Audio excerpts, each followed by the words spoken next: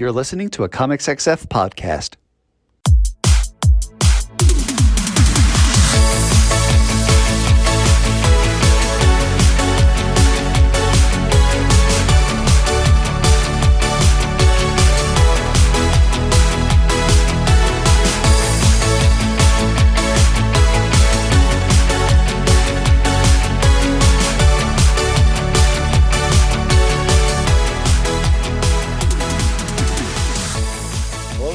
Comics XF Interview Podcast, the show where two best friends talk about comics with the people who make them. I'm Dan Grote.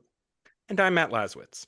And this week's guest is the writer of the upcoming IDW graphic novel 13 Demons Dead, as well as the recent Romeo and Juliet and Godzilla one-shot, Adam Tierney. Welcome. Yeah, thank you guys so much for having me on. No problem. Our pleasure. Now, did everybody do their patriotic duty and see Supergirl this past weekend? I haven't yet. I was very busy. I did probably the equally patriotic duty, and I saw the Jackass 5 though. I feel like this was kind of a mini Barbenheimer weekend. You know, I don't know. This super ass is not the right word for it though. No, neither's the other way around. We're not going to portmanteau this one. No, I think it's probably safest. I am excited to see it though. I was a child of the 90s. I grew up on Keith Giffen and Simon Bisley Lobo, so that's the main draw for me to the theater.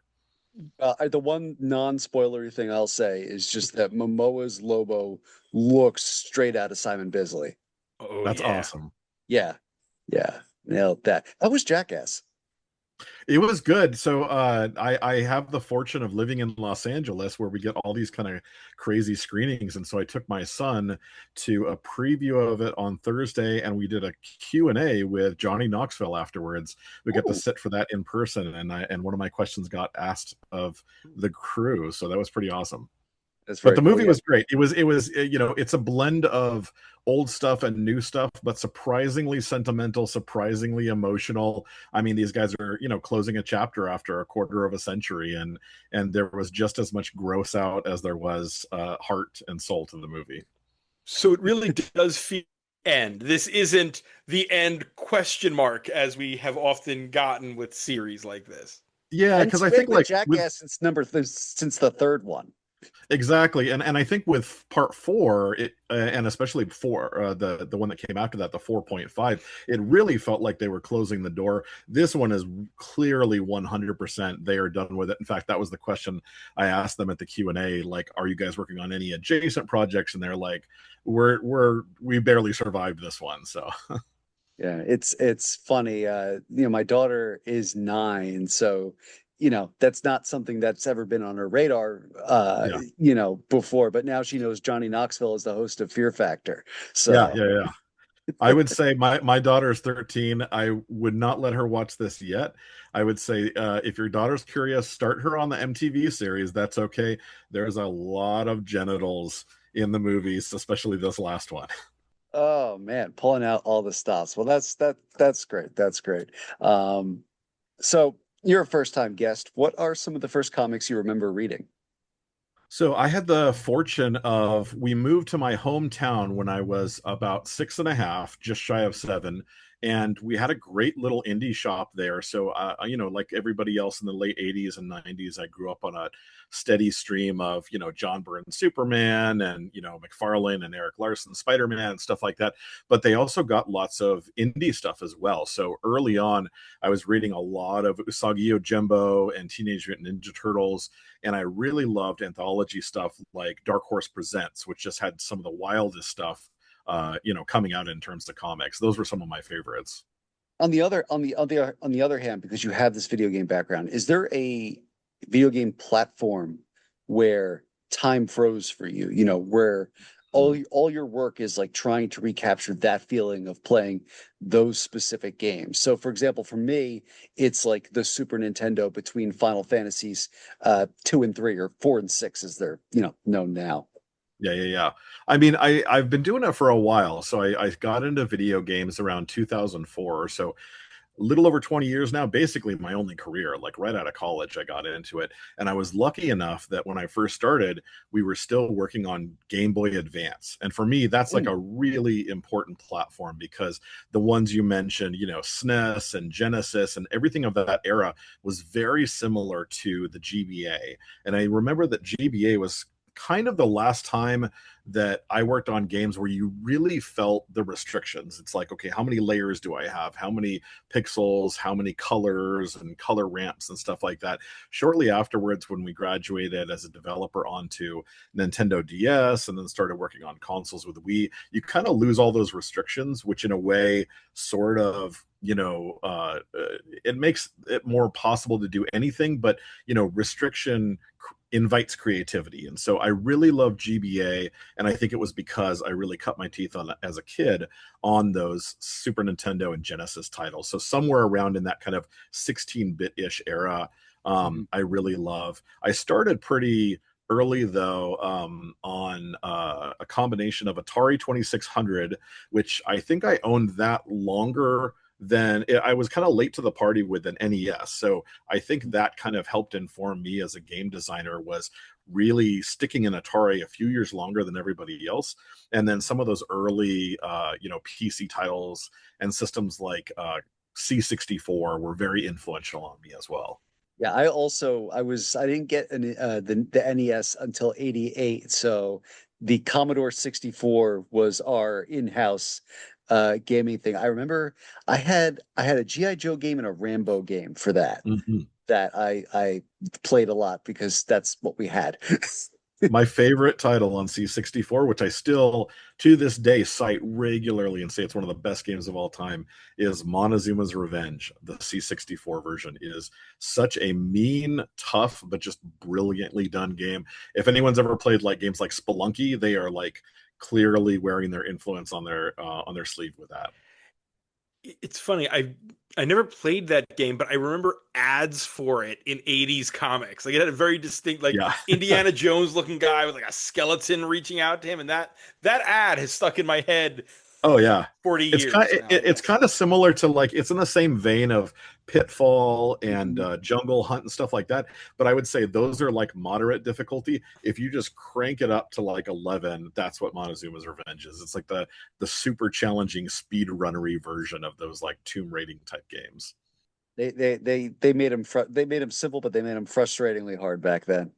They did, and by God, we would learn them. Like nowadays, we have to deal with, especially modern gamers, saying, "Oh, it's too tough. I'm just going to bow out. I've got like 50 other things to play." Not when you're a kid in the 80s. Not when you have like 3 games on C64 or 5 games on NES. However difficult it was, you would get through it. So I think maybe the wealth of video games nowadays and how cheap they are. Because you remember, like, also like NES games, they might be like 60, $70. They were kind of like modern pricing for some of those things. You would play the hell out of it because that was what you got for like, a couple of months at a time. Yeah, it's funny. I think about in terms of sort of mastering those older games like Steve Wiebe and King of Kong, just like memorizing the patterns and kind of drawing them on like tracing paper over the screen, while his kid's demanding he come to the bathroom and help him. But Yeah, as a gamer, I've always so it's sad to say, even though I've directed dozens of games at this point, I don't have the fastest reaction as a gamer. So absolutely, those games where they were not randomized, like Punch Out and stuff like that, some of those titles, I basically muscled my way through it just by rote memorization of all the patterns. well, you are here to talk about 13 Demons Dead, which is your IDW graphic novel launching August 4th with artist Saspy. Matt, in every generation, there is a chosen one. 14-year-old Everly Ev Espada is walking home one night when she spots her favorite teacher, Father Serrano, suspended in midair, choking and being ripped apart by something she can't see. Acting on pure instinct, Ev swings a nearby pipe and shatters the illusion, exposing a monstrous demon in the middle of her school. With one lucky shot, the creature is dead, and so is Ev's normal life. By killing one of Earth's 13 hidden demons, Ev has unknowingly triggered an ancient covenant. She's been marked as the latest demon hunter, and the remaining 12 demons are already coming for her. The rules are simple and merciless. Slay all 13 within 1 year, or they will return more powerful, more vicious, and utterly unstoppable. Wow, I know who I'm getting for the audiobook. Thank you. Hey, is it Ev or EV? Because I remember I think I was reading it like it was lettered in all caps, so I think I tripped over Oh, it. But now seeing I I copied from tend the to, solicit text. yeah, I tend to overemphasize like caps. It's Ev, yeah. So Okay, her name is Everly Espada, and Ev for short to her friends and her demon enemies. It's Ev. it's the thing I always say about comics. We always see it written and we never hear it said. I know, and I'm so used to it. I come from video games where all the dialogue I write is gonna be voiced by incredible voice actors because that's kind of the standard nowadays for video games. And yeah, it's been interesting. I kind of started doing comics and children's books like 5 or 10 years ago. Kind of like really got into it around COVID. And it's such a different beast because you're not going to have that VO component. You're not going to have that animation component.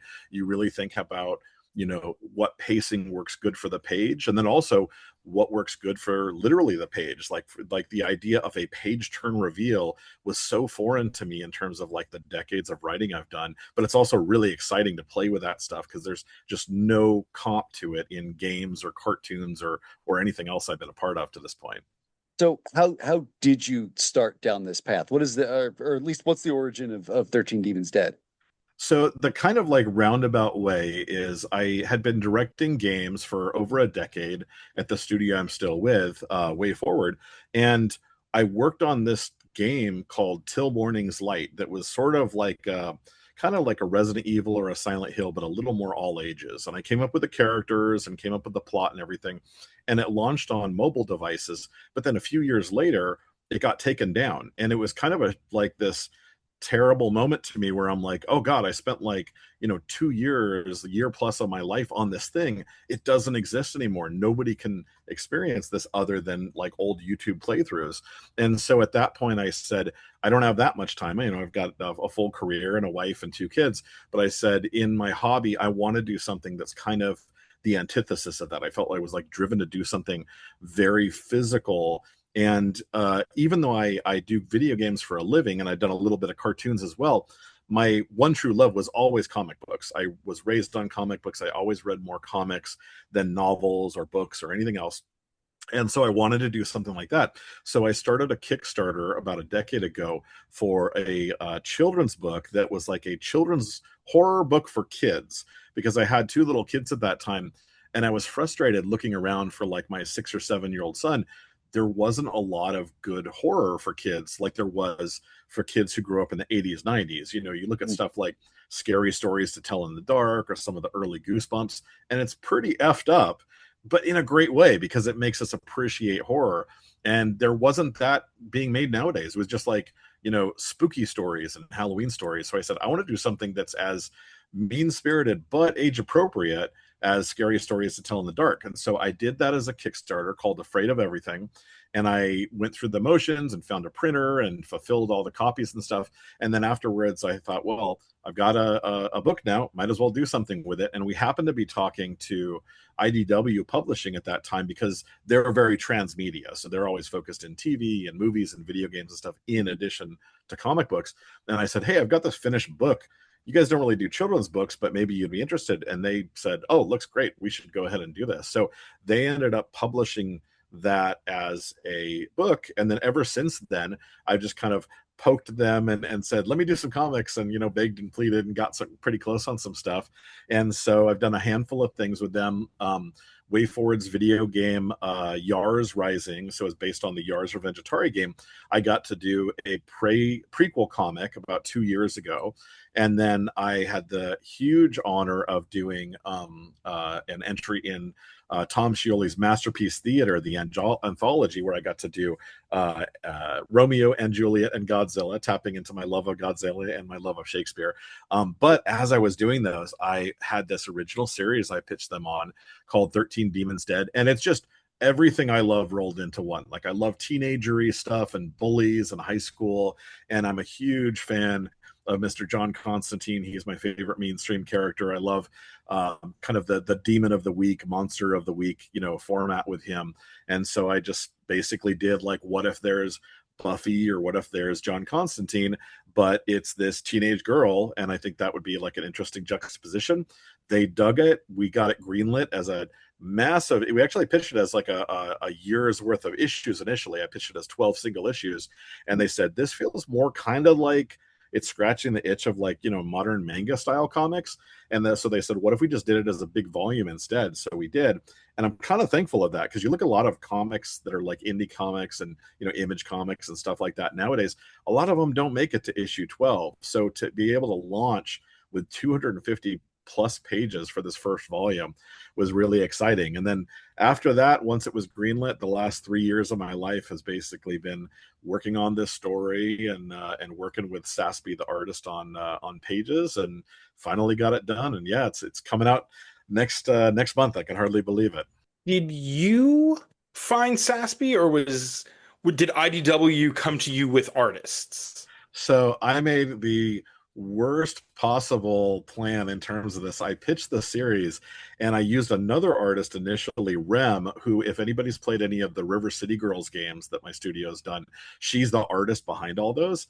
And I had her come up with Ev and come up with the characters and all that. But Rem is busy. Rem was never going to do the comics. So when I pitched it, they said, this looks great, we should do this. And like, when can Rem start? And I said, oh no, she can't do it. It's got to be another artist. And it's like, well, then who the hell's going to draw it? And so it actually kind of set us back a little bit into limo. So I talked with my editor, Jake, at IDW, and he had some suggestions for artists, and I poked around and everything. And Saspy was just this amazing Italian artist who kind of was a mutual. It's one of those things on Twitter where it's like, I don't remember when I started following her, and she doesn't remember when she started following me, but she was in the same kind of ecosystem as me and Rem. And her style was interesting because the same way that Rem is an artist from Texas, so she has almost kind of that like Japanese American hybrid style. Saspy is from Italy, so she has almost kind of like a Japanese Euro hybrid style. So it was really interesting. And so we had her, do some samples, and eventually we did like a 10-page sample story, which is really kind of what, sold it for IDW. That doesn't appear in the book. It was like a prototype story. And, but what I will say though, that's wild is I feel like Saspy, whatever level she was at artistically before this book, we had no idea how she would grow as an artist over the course of this book. So it's like, I look at the stuff, of course I'm biased, but I look at the stuff she did prior to 13 Demons Dead, and even like that prototype compared to the final story. And I feel like, to use a video game metaphor, she's just leveled up like 50 times over the course of it. So I'm really excited to see people, how they react to the story. But I really am hoping that, because that's her full-time thing, I hope her star takes off on this and she gets to do like really impressive, amazing projects after this one, including hopefully sequels to this, of course. Was the black and white an aesthetic choice, a practical choice, or a little bit of both? I left that up to Saspy, and she's done colored work quite a bit. She's colored herself, but for this one, she really wanted to do it black and white style. Maybe it was kind of have more of that manga aesthetic. And so I kind of just left it up to her, and then she said, oh, I'd like to do it like this. And the publisher IDW was like very accommodating. They're like, yeah, whatever. They would have run with kind of creatively wherever we wanted to go. It's not technically like, it's not cost savings, because we could have done color and they would have been totally fine with it.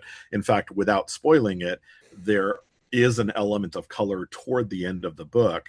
And that was kind of part of the payoff was, oh, we've been in black and white for like 99% of the book. So when we added a little splash of color, it kind of like was a really cool moment within the book. But no, that was just something that she wanted to do. I love the aesthetic of it. What was crazy though, and I've never worked with an artist that do this, and it was so fascinating, is there is no gray tone within the book. It is 100% black and white. So if you zoom in and keep zooming, it's all duotone, all like those little dots, like the old timey, 1960s, coloring comics and stuff like that. So 100% of it is her using different like stippling patterns and different duotone patterns. And I was interested because I'm like, wow, it's so weird, but what's the point of that? And she said, oh, it just has a different feel. And when we did some tests, there's something about it that just pops, like compared to when we've worked in like River City Girls on those comic pages, and it's just kind of grayscale.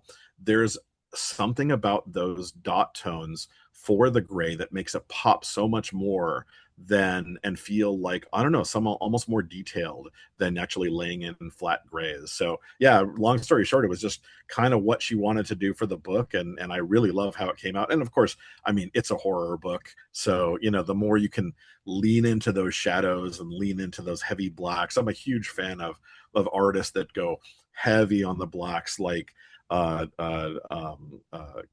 Kevin Nolan and Jason Pearson, rest in peace, like the guys that would really lean into the blacks in their inking. I'm a huge fan of, and she does a lot of that in her work as well.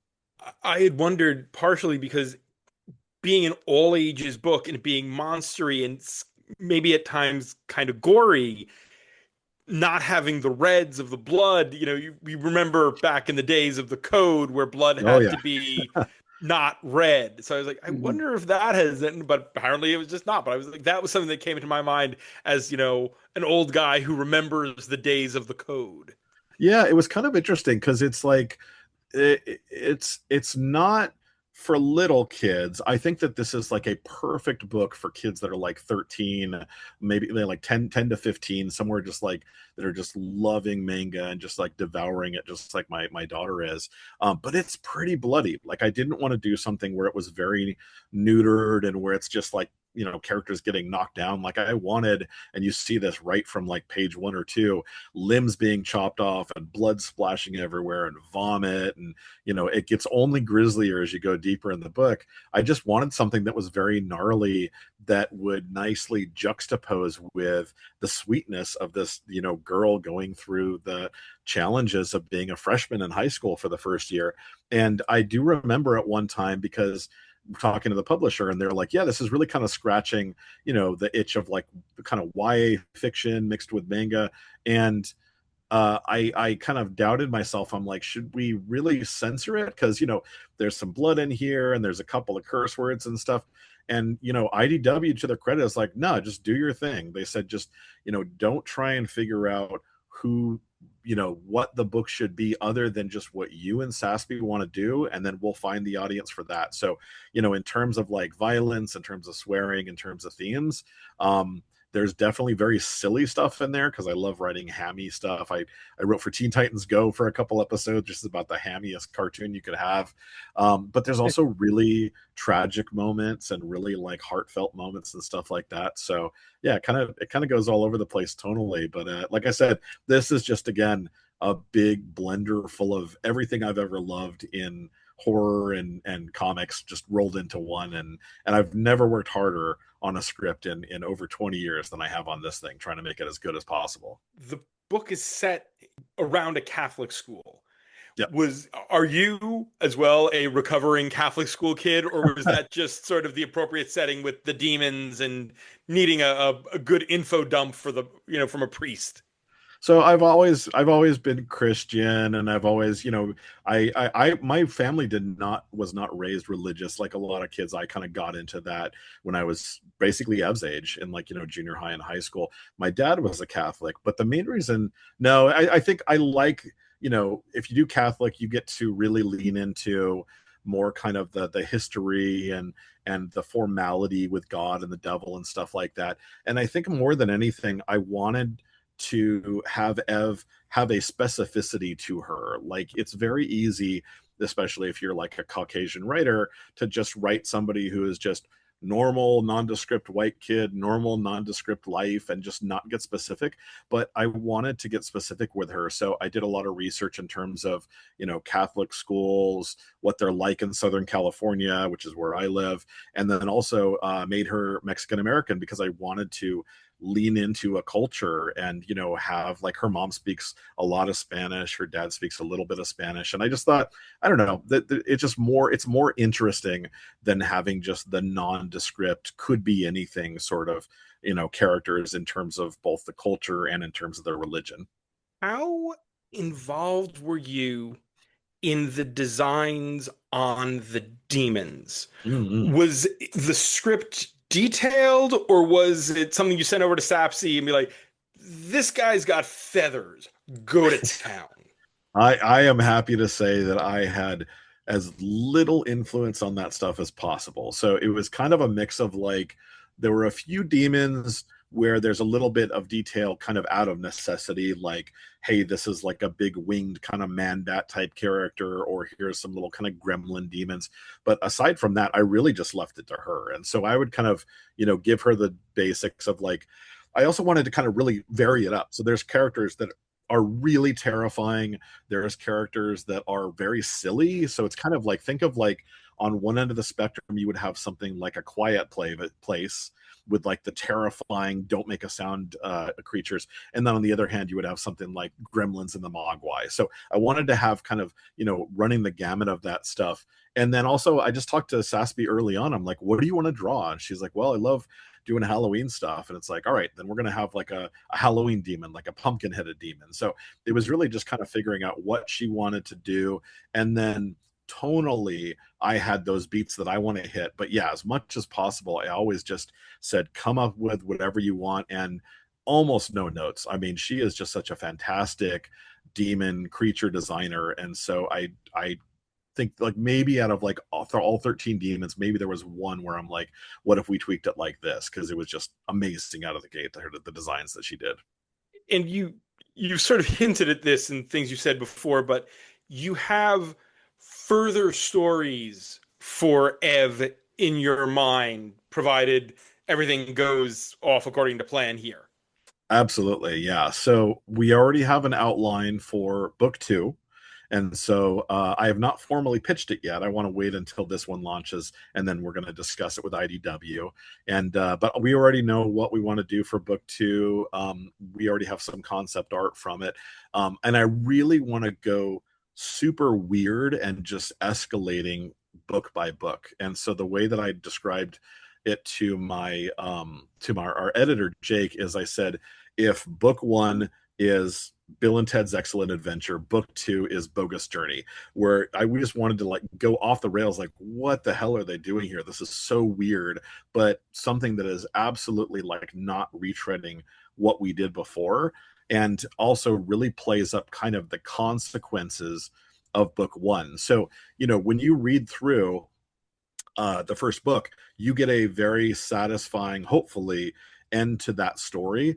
But there's a little bit of a tease on the last few pages that lead into something else, and you'll kind of get a sense of where that's going, hopefully with the next book. I think the only difference, though, is it took us, like I mentioned, 3 years to do this first one. So I think it's great to have like a 250-page kickoff if we're fortunate enough to do volume 2, volume 3. I think from now on, we're planning to do maybe closer to like 100 pages each, so that we can get them out in a regular cadence. Because I don't think we can build up an audience if the book is coming out every like 3 to 4 years. But if we're coming out every 1 to like 1.5 years, that seems like, okay, maybe you can kind of build up some fans. So that's our plan for book 2.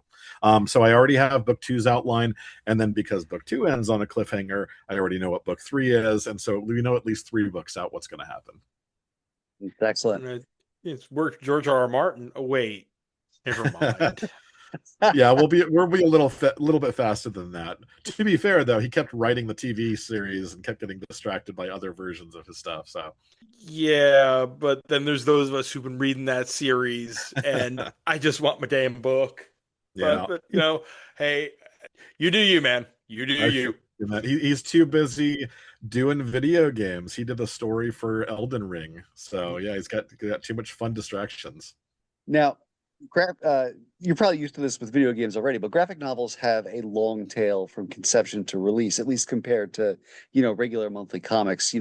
How are you feeling with just a little bit more than a month to go before 13 Demons Dead hits shelves? a blend of excitement and abject terror. So, it's kind of like I actually head up the publishing group at the video game place I work for, Way Forward. So all the trailers we do, all the promotion, all the press, all the interviews, like I'm kind of the one driving that. So I know how to sell a video game. I don't know how much of that's going to apply to comics. So we're kind of just trying a little bit of everything, trying to do as much press as possible. Though Sassby is pretty shy, but I'm going to try and get her on some interviews as we get closer to launch.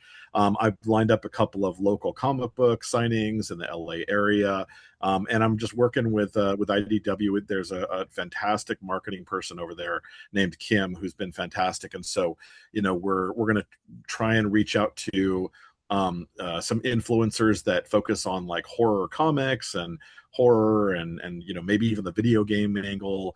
Try and kind of get some of their mojo and maybe see if we could tap into we're putting together like a little kind of like preview package for some of those folks.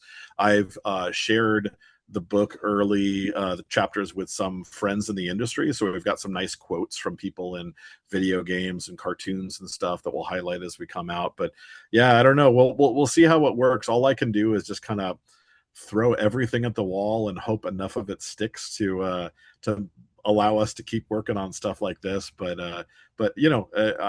we're definitely trying our damnedest, and hopefully, at the end of the day, hopefully it's less of an uphill battle. Hopefully, if we get some good reviews and some good word of mouth, and that'll just carry it, rather than us kind of like pushing the boulder up the hill. But we're definitely trying to do like a little bit of everything for sure. Now we wanted to get in some questions about Romeo and Juliet and Godzilla, Yeah. because that's still pretty, it came out a couple months ago, but first kind of single comic out of the gate, you've got a lot of people looking over your shoulder. There's IDW, there's the Godzilla license holders, there's Tom Scioli, sort of kind of one of our best living cartoonists. For all I know, the ghost of William Shakespeare is in that mix somewhere. How was that experience?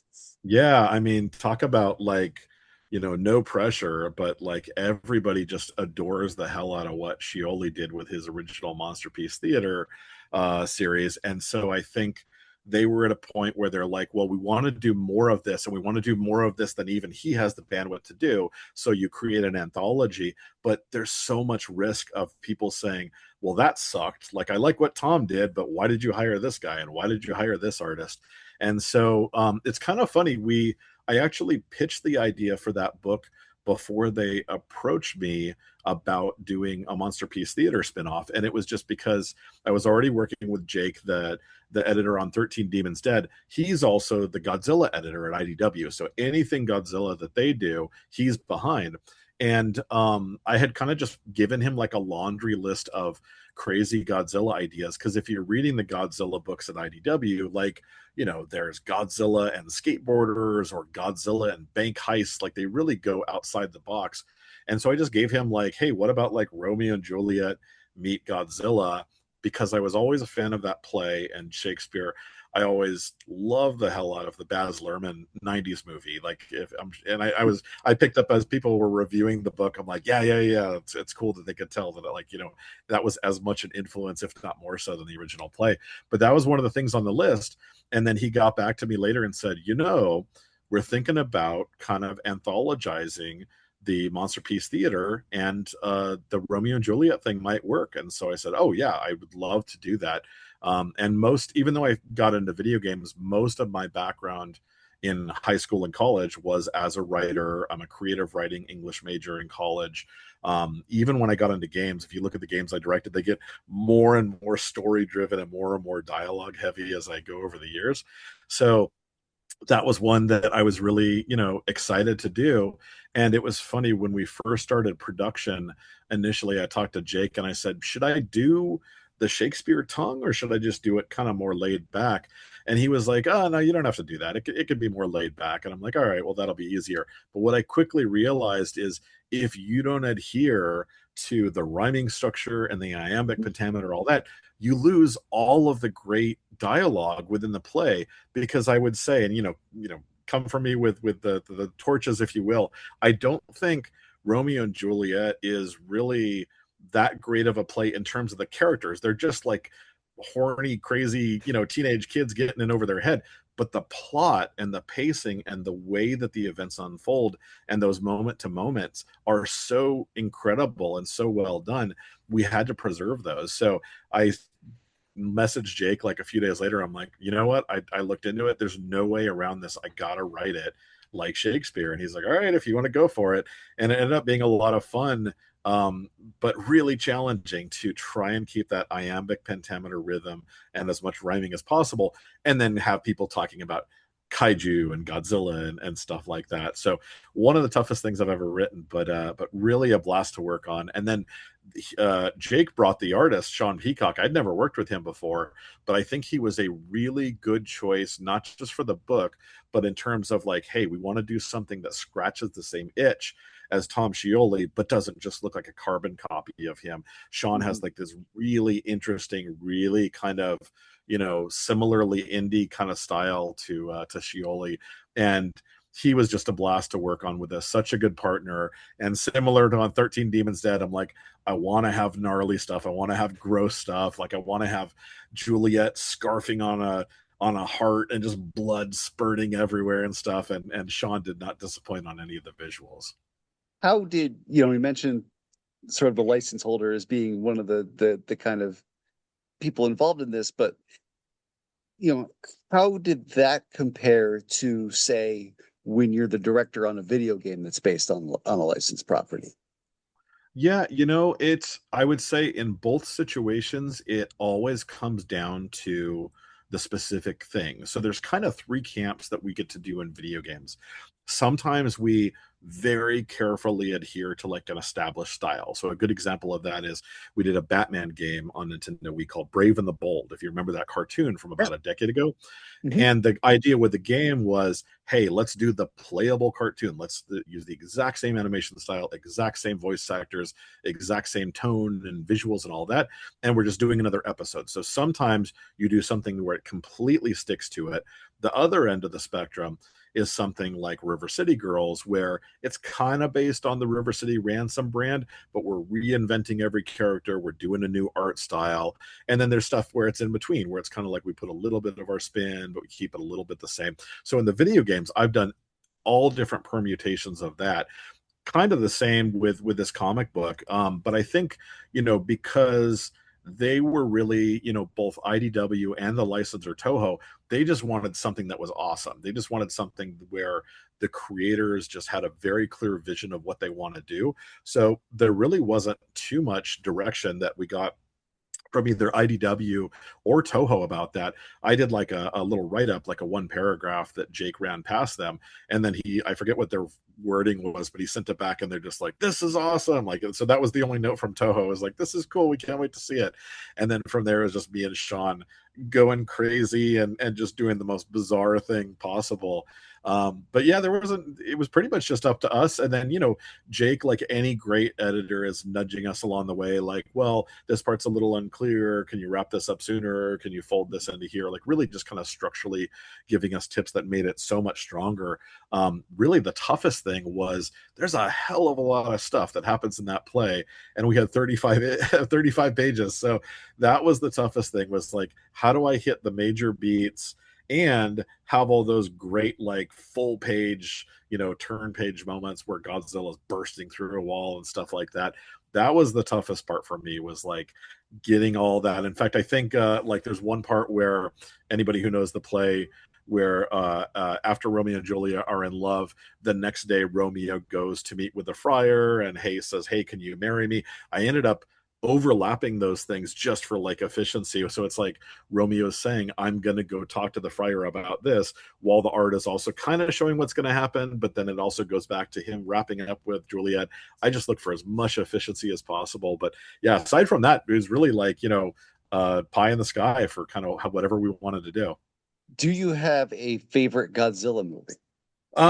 Yeah. So, I mean, God, I hate to sound generic, but -1 was just so damn good. It's hard to just not say maybe that is the best Godzilla thing ever made. I love that one. I love just the absolute insanity of Hideaki Anno's Shin Godzilla, which is very Evangelion style.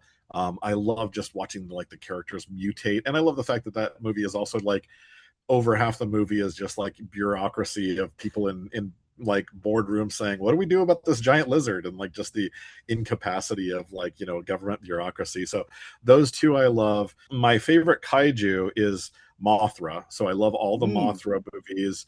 And I love the Shobijin, the little tiny caretakers of her. I was very happy to put them into the Romeo and Juliet thing. And then I would say the last one I really love, which was, I believe, by Ryuhei Kitamura, was Godzilla Final Wars. I think it's about 15 years ago, something like that. And it was just like every single monster ever in the series all fighting each other, including the horrible like American version of Godzilla. They brought him and he just got his ass kicked like in 5 seconds. So those are the ones that spring to mind immediately. Would be Shin Godzilla, Godzilla -1, and Godzilla Final Wars.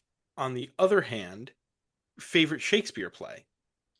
Definitely, I mean, Romeo and Juliet. I love the way that it just, you have these again kind of dopey kids. I love the little things too. Like I love that, you know, you don't really notice it as much until you've like, you know, watched the movie or listened to the play or read the play a couple times. It's like Romeo was just in love with another girl, and then like they keep referencing that, and he's just like, oh yeah, I don't care about her. And it just goes to like show, you know, the fact that he was so willing to drop Rosaline. Everyone's like, oh, he's in love, he must be talking about Rosaline. He's like, who? No, I like this new girl. Like I love just how flighty that is. And I think they even like, I haven't seen it, but they even like made a Rosaline movie a few years gonna ago. ask if you've seen Rosaline. Oh, it's a lot of fun. I should see that, yeah, because I the sad, you know, ditched love that is forever known in Shakespeare and never seen. Kind of almost like when they did the spin-off of like Rosencrantz and Guildenstern are Dead for Hamlet. I love that kind of stuff. But yeah, I love that, and I love just how dark and gnarly it gets. I mean, they like go from like loving each other to double suicide within days, and their families, you know, are kind of like, oh shit, like all our kids are dead, I guess we're really, you know, screwed up here. So I love that. And then, you know, but beyond that, I mean, all the standard ones. I love Hamlet. I love Othello. I love anything where you know, Macbeth, anything where it's just like super gnarly and bloody and backstabbing and all that kind of stuff. So when it came to figuring out how to fit Godzilla into Romeo and Juliet, you know, was it just a matter of rereading the play and being like, okay, and this is where we'll stick Lord Capulet in a wooden mecha Godzilla, or you know, here's what we'll have Romeo do at the Hulk #1. Yeah, it was kind of, a lot of that came from kind of going back and forth with Jake, the editor, at the beginning. So I knew that I wanted to do a beat for beat retelling of Romeo and Juliet, because again, I don't think the worth is in the characters. I think the worth is in the plot. And if you were like that, and that's kind of the opposite of Tom Scioli stuff when he dealt with Great Gatsby and a lot of those characters. These are memorable characters with memorable personalities. I just don't think you really have that with most of Romeo and Juliet. So that's why we kind of went beat for beat and just inserted him. But in terms of kind of just how it overlapped and everything, it was just looking for kind of what was fun. There really wasn't like too much, you know, hard rules. It was just like, how can I, you know, comics are a visual medium. How can I come up with cool moments that Sean would love drawing and that people would love, you know, seeing on the page? I think one of the things that was tough was coming up with a variety of kills, because it's so easy to just have Godzilla smash everybody with his foot or his tail, and that's funny, but after you do it, you know, 2-3 times, it's like it's kind of been done. So I think a lot of that kind of beget some of the stuff that was a little more inventive. We didn't have the wooden clockwork Mechagodzilla, who we called Automatazilla informally. He's never actually called out in the book, but if you look at like, you know, old automatons, which are like the creepy robots from like 100 years ago, Clockworks and stuff like that. That was the idea. But yeah, that came later as like adding spoilers, but adding that element to it as like an adversary for him. And again, just kind of like, what can we do that would be cool? Like, we didn't want to, the worst thing we could do was provide a boring book or something where people are like, I like the Tom Scioli stuff, and this one put me to sleep. So, if anything, we just leaned into the absurdity and the craziness as much as possible. I love like the moment. Oh, one of my favorite little things is it was also fun to write modern sensibilities, but with that Shakespearean tongue. So there's like one of my favorite panels, which of course Sean nailed, is at one point there's just like, it's at a party and Godzilla's atomic breath is like blasting, like turning people into skeletons. And one of the characters is like saying, "Ah, I burn." And then the other one says like, "Should that I had remained home this evening." And I like the idea of like somebody just kind of yucking it up and saying, "Man, I should have stayed home," but writing it like Shakespeare might have written. So and you know, anybody who knows Shakespeare, he has lots of very silly, handy lines in his plays. We don't even need to add that stuff. But yeah, all that was fun to play around with. On Matt's other podcast, Bat Chat, he often will talk about something called the Elseworlds problem, where if you're writing a DC Elseworlds story, some writers will try to squeeze in every character they can think of in, whatever steampunk or Victorian or pirate reality that they're writing in. Is there a similar Toho problem where you want to try to squeeze in every kaiju you can, but you have to resist the urge? Is there a version of this where you really tried to fit in King Ghidorah or something like that? I would have loved to King Ghidorah. I would have loved to bring in Rodan and like, some of those other that I really love, but it kind of, we didn't want to overstuff it because early on we knew that we were going to have Godzilla and Mothra as like a mirror of Romeo and Juliet. And obviously, there's not canonically really romantic interest between Godzilla and Mothra, but there are moments in the movies and in the ancillary works where they do have camaraderie or even kind of sympathy toward each other. So I think once we had that, there really wasn't room for much else. I think, I think in the earliest outlines, maybe we did have King Ghidorah instead of the Automatazilla, but it kind of just like made it a weird triangle that doesn't exist within the play so much. So it ended up making more sense just to kind of boil it down to just the two.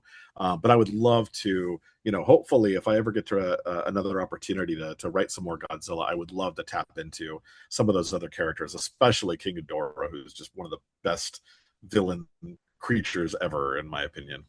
Now, you've done a lot of writing for animation and for video games. How was adapting from that work or acclimating, from that work to comics? I think it would be harder if I hadn't been reading comics for the last 40 years. So it's like that. I'm a film buff. I love all forms of fiction, but my number one consumable has always been the comics. I've literally got this store. This was my store for 25 years that I went to. They just closed. I'm so sad. They just closed and shuttered. Comics Factory in Pasadena, rest in peace. Best comic store I've ever been to, and I went there for 25 years ever since we moved to Los Angeles. So every and then as we had kids, like bringing them and getting them into comics, and showing my son, especially who's 16, like all the comics I loved when I was his age in the early 90s, early Vertigo and stuff like that. So for me, I think it was very easy, if anything, just because I knew the format so well. If I wasn't like a diehard comic fan, I think it might have had more of a growing pains to adapt to this. But really, yeah, it's kind of like I know what comics are. Like you read somebody like Stan Sakai doing Usagi Yojimbo for 40 years, you're learning from the master. Like nobody does it better in terms of like, long form storytelling and short narratives and long narratives and everything in between. So it was kind of, and I remember as I started kind of doing some initial comic stuff, I would ask IDW like, hey, do you have any scripts I can check out in terms of like format and stuff like that? They're like, just do whatever. And so I kind of just said, all right, well, here's the format I'll do. And it's like, I use one color for text, and I have like, I would always put left page, right page, so that I could keep in mind where the page turns are, and we could make sure that the double page spreads align and stuff like that. But yeah, it was kind of just I tend to be pretty organized. Like when I write for video games, I start by outlining with spreadsheets, is very mathematical, and then eventually get to like the dialogue. So they seemed fine with the formats I was using. SASP seemed fine to work from it. So it was surprisingly easy, I guess. And then also, I'm a sucker for like, I love whenever they have put out comics where you get to see the behind the scenes. Like I just bought the hardcover of Arkham Asylum, because the latest edition, they've got the full script from Grant Morrison and some thumbnails from Dave McKean. I remember seeing, I think there was a Scott Snyder, what was the Demons book with Greg Capullo. They had some of We the have full Demons. script in there. Yeah, exactly. So anytime I can like pay, $10 as opposed to $5 and get the full script in there for some director's cut, I've always done that, and I always love learning from it. Have you read the Brubaker Phillips, the Pulp, the hardcover that has all of the process stuff for Pulp? No, no, I haven't Oh, seen that. it's I'll have to check it out. phenomenal. Oh, It's nice. it's a it's slightly oversized. It's got the book, but it has Brubaker's full script and all of the roughs from Phillips in one big hardcover. It's great. Oh, I gotta check that out. Yeah, because like the Arkham Asylum, I don't even think it's that new. I think they've had those components in the extras for a while. I just didn't know until a week ago. I went into a bookstore. I'm like, what is this? This is amazing. So I love buying that stuff. Anything I can do behind the scenes. I remember like early, I think I even have it on the shelf here somewhere. Oh yeah. Cerebus's Guide to Self-Publishing by Dave Sim. Anything that I could like as a kid or now look at that tells me how the donuts are made in comic books, I've always been fascinated by. What else you got on that spinner rack there? While we're on it. Yeah, I'm So, seeing two of my like hardcore favorites oh on sure, what are there. they? Well, Devil by the Deed, Yep. because Hunter Rose, and the oft forgotten .5 for Long Halloween, Eye of the Beholder, Oh Batman yeah, yeah. Annual 14. Oh yeah. That is like so much of Long Halloween would not have been there if Andy Helfer hadn't given Two-Face that slightly more layered origin in Eye of Yes. the Beholder. And the same thing with the if you love the Bruce Timm version of Harvey Dent, straight out of that book. Like Yeah. like for something, that is one I keep buying it. I probably have 8 copies of it, because if I go to a store and they've got a copy of Batman Annual 14, I'm buying it, even if I don't need it. And yeah, it's just absolutely beautiful. I'll tell you what's heartbreaking. Do you remember Who's Who? Like the big Sure. yeah. So at one point about a decade ago when I was younger, I had the Chris Sprouse Who's Who entry for Two-Face, the art for it. It's the only time he's drawn that character other than Batman Annual 14. And damn it, I sold it when I was a dumb kid.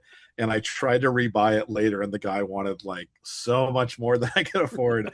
But I that's one of my favorite books. I'm always looking for a page from that. The other thing, since you're a Batman guy, have you ever read these issues of Legends Oh, of the Dark Knight? Faces, absolutely. Faces. Matt Wagner doing Oh, Two-Face. Oh yeah. Matt Wagner's 3-issue story Faces, originally in Legends of the Dark Knight, one of the best Two-Face, let alone Batman stories I've ever read. And I think also in terms of Matt Wagner changing his style over the years, I think that's peak Wagner. Like the line work in that is absolutely gorgeous. Another one, I don't have it here, but you mentioned Elseworlds. I'm a huge fan of the trio of books by Doug Mensch and Kelly Jones, the Vampire Batman stuff. Yes. If anybody loves Kelly Jones or horror art and wants to read an incredible trio of Batman books, go. It was Red Rain, and then I forget the other two. Bloodstorm and Crimson Mist. Yeah, really fantastic stuff. That and at that same right around that same period when Wagner did Faces, he also did Batman Grendel, He which did. I love. It is not the first Grendel thing I would recommend to someone because you've got to kind of know your Grendel going into it. But if you know your Grendel, it's phenomenal. Oh, and is that the Secret Origins 40? I think it's 44, the Mud Pack. Yeah, I was looking because I have the Batman Grendel here somewhere. I think it's over on another shelf. Yes. So I love Mud Pack. It is, yeah, Secret Origins. Was it 44? I don't see the It's somewhere in the 40s. Yeah, and then right after that, then it goes to the individual. Oh, there you go. There's Batman Grinnell right there we go. And then after that, it goes to the individual 4 issues in Detective. Yep. Some of my favorite stuff. In fact, it was funny. I was just driving with my son the other day in the car, and I love the DC app, the DC Unlimited app. Sure. And I brought up that issue, that annual, and I had him read the Clayface 2 Origin by Bernie Mayrult. So good. Some of those stories, man, that one, and then the other Secret Origins, the annual #1 with the Neil Gaiman Riddler by Bernie Mayrult and Matt Wagner.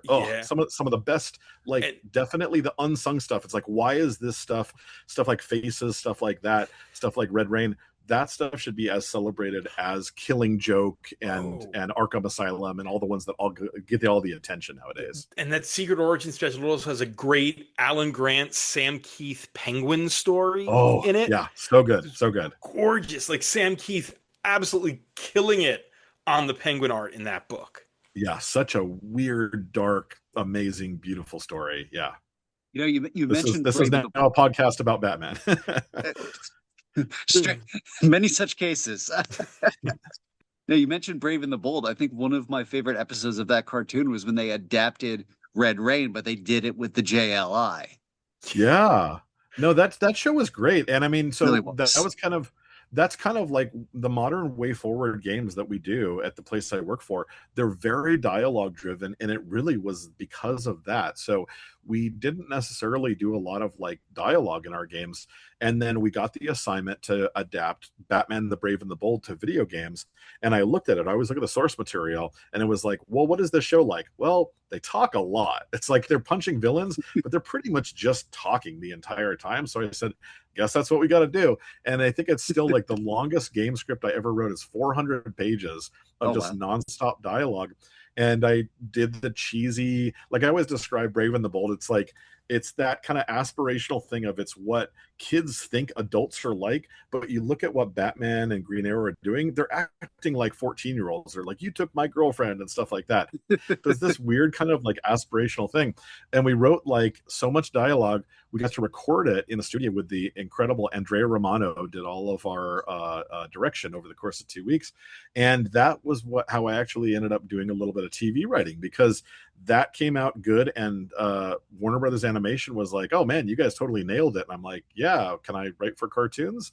And Sam Register, the head of Warner Brothers Animation, hooked me up, and I got to do a couple of episodes of Teen Titans Go after that, because of how much they liked our treatment of that game. All right, so video games. What are you playing right now?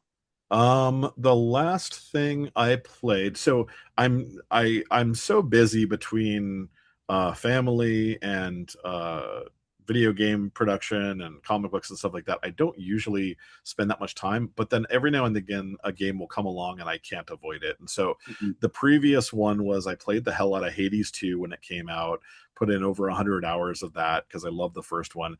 And then very recently I just played through Mina the Hollower, and that game is just an absolute delight by Yacht Club Games. It's so well done. It looks like an old school Zelda game, like kind of Link's Awakening, but at its heart, it's more like a From Software Souls-like game. So such a weird beast. I couldn't put that down. It took me about a week to beat it, but I think in that week I somehow put in like over 30 hours into it.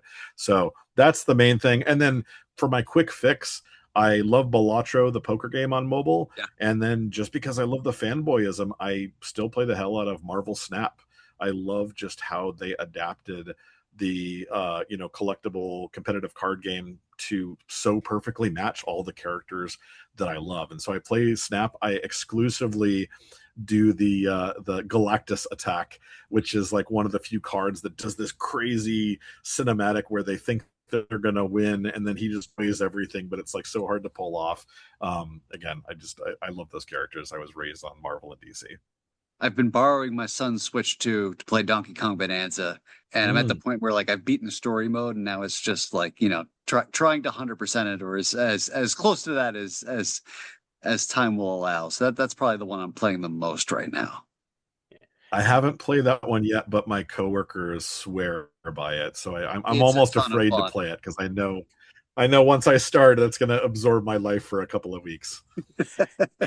and I am surprising no one playing Lego Batman Legacy of the Dark Knight because, Oh yeah, yeah, I'm curious about that. And so it's like it's hard leaning into like all the movies and all the it, music and stuff, right? it's wild. I've finished, it's 7 chapters, and I'm in chapter 2 right now. But the prologue and chapter 1 are taking elements from Batman Begins, Batman 89, The Batman, Batman the Animated Series, and Scott Snyder's Zero Year, and Oh yeah. hodgepodging them together into some kind of narrative. Oh wow, that's Like wild.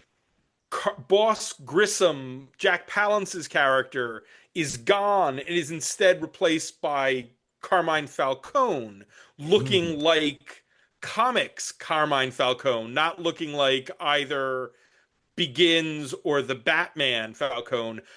Penguin sounds like the Colin Farrell Penguin, but looks like the Burton Penguin. Interesting. And like Jack, Jack Napier kills the Yeah. Waynes, is working for Falcone, and then towards the end of chapter 1, quits working for Falcone to become Red Hood 1.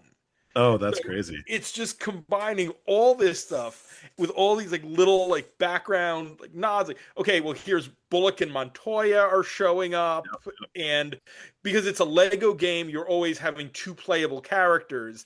So the prologue, which is all Nanda Parbat League of Assassins stuff, is Bruce and Talia, Mm. despite Talia not showing up in any of that until the Right, right, right. end. And you're running around with as Bruce and Jim Gordon through chapter 1. And now that I'm in chapter 2, it's Bruce and Catwoman.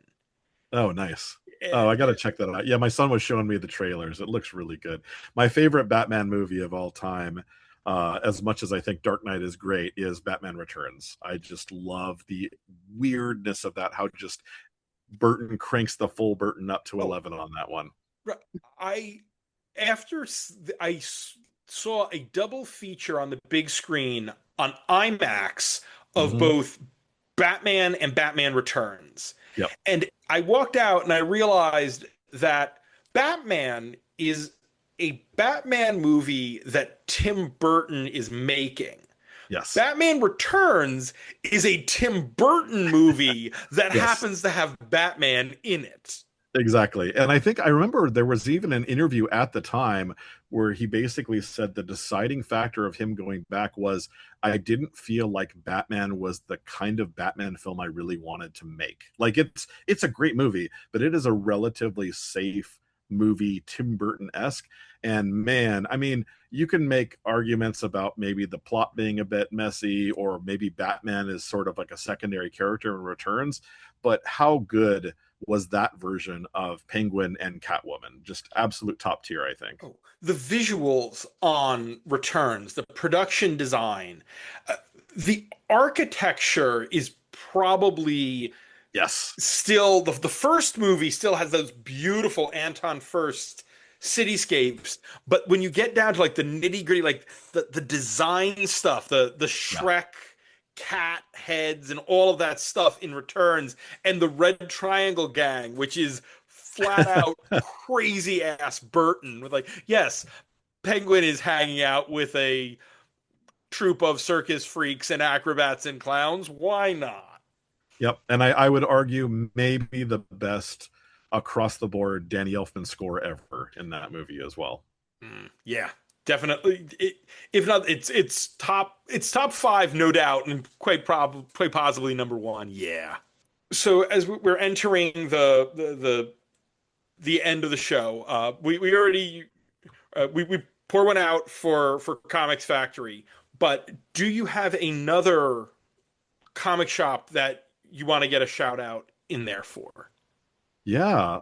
So I live in Alhambra, California, or like the Alhambra kind of Pasadena area. There's a fantastic little store very close by called Comic Cellar. in Alhambra, California. That is a really great little shop that kind of orphaned away from my other store. I started going there. It's really good. The other one that I used to live in Glendale area, Legacy Comics in Glendale, California, is fantastic. They just recently moved to a much bigger building, and they're fantastic. Like, they've got really good layouts and everything. Aside from that, so those are the two that I would say like hidden treasures. Comic Seller in Alhambra, check it out, and Legacy in Glendale, California. And then of course the big ones are beloved for a reason: Golden Apple Comics, House of Secrets, all of those super beloved mainstays of Los Angeles really deserve their beloved fan base. So I love going to those whenever I can make the trek as well.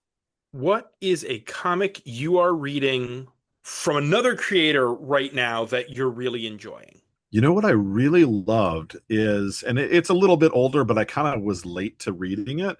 Well, I'll give you two. So one, right now, I love the hell out of the current story of Superboy Prime and Superman. I love Superboy Prime. I loved him in Infinite Crisis. I love the weird story and adventure comics that Jeff Johns did afterwards, where he's in our world and he's getting obsessed how people are crapping on him on the internet. I think what that team doing is right now is great. Dan Mora's art is great. So that's really fun as far as like very recent stuff. I also loved on the Marvel side what Peach Momoko did with the Psy series, kind of everybody's spin on Psylocke. But what I think the most impressive thing I've read in years, and I was a little late to the party on it, was I loved McNiven's story for Daredevil. Was it Cold Day or something? Cold Day in Hell? Cold Day in Cold Hell. Day in Hell, I think it is, yeah. And I specifically loved, because one of my favorite books ever, maybe my favorite book ever by Frank Miller, was the super weird, creepy Elektra Lives Again. And McNiven was kind of channeling Frank Miller's Elektra Lives Again on that book. I just thought it was gorgeous artwork, really weird storytelling with the way that he would weave in characters like Frank Castle and Bullseye. And yeah, that for me, that was the most impressive thing I've read in years. Is there anything else that you need to plug, whether it's, other work, or maybe you've got signings lined up for when 13 Demon did it? Man, I'm a lot of trouble saying that name. 13 Demons Dead comes out, or anything like that. No, I mean, and we're not quite announcing a lot of those, just because I'm going to lean more on the stores to do that. But Sure. if anybody's interested in this book, you can pre-order 13 Demons Dead right now. Just go on like Amazon or any online store and just type in 1-3 and then Demons Dead. We really want to make more of these. We really worked our asses off on this. So if you're at all interested in horror or funny teenage stories or heartfelt stories, especially stuff that gets pretty gnarly and grisly at times, pick it up. That's the main thing. My children's book of horror for kids that I mentioned earlier, Afraid of Everything, that's also getting a reprint in a trade paperback form in the same month, in the next month as well. So it's going to be a busy month for me between those two books. And then if you're it's probably off shelves, but if you like Godzilla and you like Shakespeare, go track down a copy of Romeo and Juliet and Godzilla. It was really fun to work on, and hopefully I get to do more Godzilla stuff in the future. Well, Adam, this has been a fantastic time. Final question as we release you back into the world: how should people follow you online to keep up with 13 Demons Dead and everything else that you have going on? Thank you guys so much for having me on. I could just talk with you and Matt about Batman comics and obscure stuff for hours. If you want to find out more about me on most social media, Twitter, Blue Sky, Instagram, everything, it's Adam Wright Stuff. So 80 AM Wright, WRITE, and then Stuff. It's the same everywhere. And I'm really just trying to get as much attention on the book leading up to its release as possible. And we'll be doing some signings. I'm hoping to do some conventions. I'd love to do some horror conventions like Monsterpalooza and stuff like that, because at its heart, it really is a horror book. And if you check me out on social media, Adam Wright Stuff, I should be popping up all over the place in the coming months with some interesting appearances in the LA area, and just doing my damnedest to try and get the word out about these books. Adam, thank you very much for coming on the show. Yeah, thank you guys so much for having me. This is a pleasure. That's it for this week's show. As a reminder, you can find the Comics XF interview podcast at Comics XF, along with our sister podcasts Battle of the Atom and Bat Chat with Matt and Will. You can listen to the Comics XF interview podcast on Apple Podcasts, YouTube, SoundCloud, Amazon Music, Audible, and at comicsxf.com, where new episodes move Tuesday mornings. You can support Comics XF at patreon.com/comicsxf, where a $1 donation gets you a shout out at the end of every episode of the Comics XF interview podcast. A $2 donation gets you early access to this podcast and a shout out at the end of every episode. A $3 donation gets you access to our monthly bonus podcast, Our Son Pete, a deep dive into the comic appearances of British mutant super spy Pete Wisdom. A $5 donation gets you access to Our Son Pete and a Pete Wisdom Hawklaw sticker designed by Kevin Newburn, or an update to the Xavier Files Mutant Master Rankings at Comics XF. A $25 donation lets you request a primer, one of our custom reading guides for a series, character, or creator, and a $50 donation lets you advertise on the show. You can also go to patreon.com/comicsxf to order copies of the Comics XF zine, featuring some of the best articles from the history of the site. Digital copies are $10, physical copies are $15, and supplies are limited. Big thanks to our patrons: Kaylee Post, Nathan Elwood, Mark Danielson, Silas X, Jack Adams, Sean Shambly, Matt McThorne, McThorny, Buddy Nooning, Jake Murray, Zach Quaintance, Joel Elod, Lisa Slack, Will Redman, Tobias Carroll, Liz Large, Asimov Fangirl, Carla Pacheco, and Shelf Dust. You're all special, and we love you.